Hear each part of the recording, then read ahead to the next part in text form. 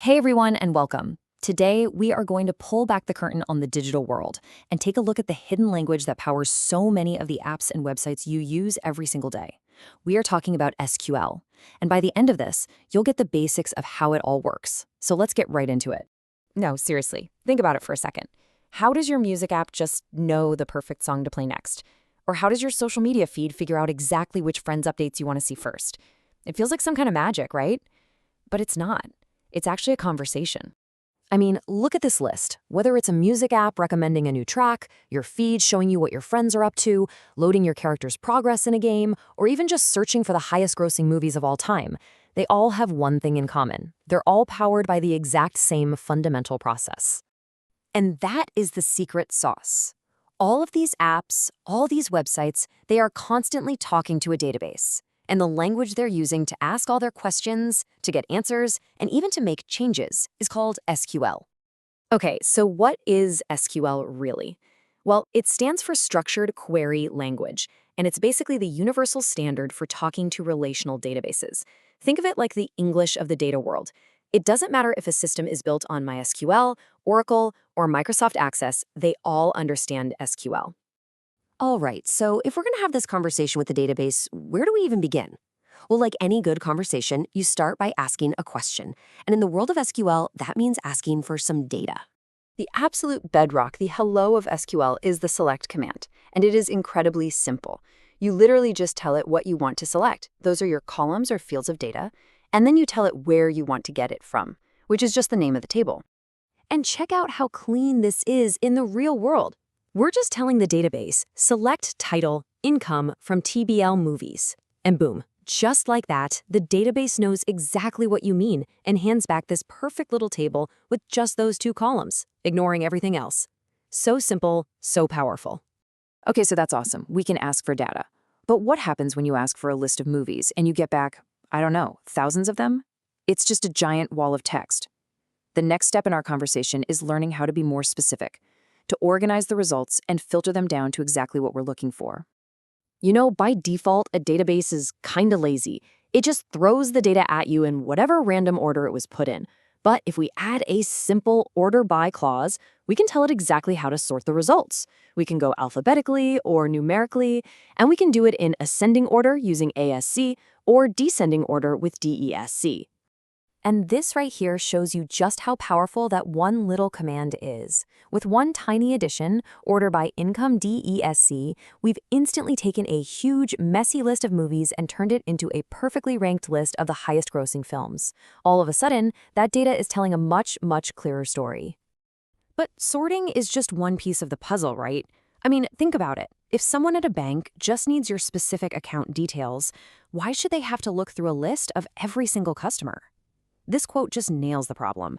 There has to be a better way to get just the row you need. And of course there is. It's called the where clause. Think of this as your super specific filter. It lets you add conditions to your query telling the database, hey, only give me the rows that match these specific rules. You can use operators you already know like equals, greater than, or less than. It's super intuitive.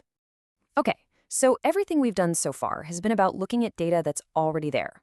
But what if we want to create brand new information from that data, right in the moment?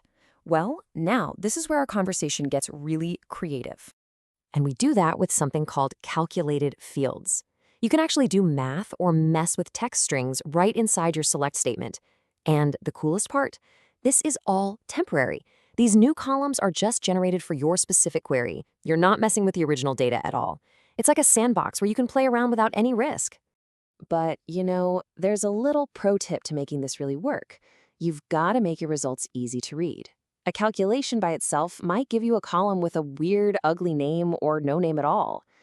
But using the keyword as, just like you see here, we can give our brand new field a clean, descriptive name, like area per animal. It's such a small thing, but it makes a world of difference for clarity. All right, time to level up, for real this time. So far, we've only been talking to one table at a time, but the true, mind-blowing power of relational databases is how they connect different piles of information together. It's time to put on our architect hat and build some bridges between our data. So, picture this. It's a super common situation. What if you have a table that's full of movie titles, but all the information about the movie studios is in a completely separate table?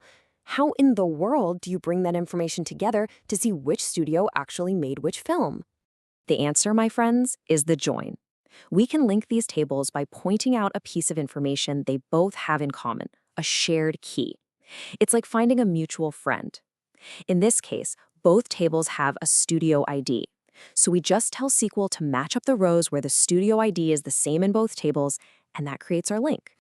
And will you look at that? How cool is this? We've grabbed the movie title from one table and the studio name from a totally different table, and we've put them together side by side, as if they were always meant to be. This is what relational databases are all about, unlocked with one simple join. Okay, deep breath. Up until now, everything we've done has been safe. It's been read-only. We've just been asking questions and looking at data. Now, we're going to talk about the commands that make permanent changes. This is where we become a data maintainer. And you know what they say? With great power comes great responsibility. Yeah, this quote here, it doesn't mess around. These next commands are incredibly powerful. They can fix mistakes and keep data fresh, but if you're careless, they can cause irreversible damage. So when we use these commands, we have to be so careful. There are 3 main commands for this job. Insert into lets you add a completely new row of data.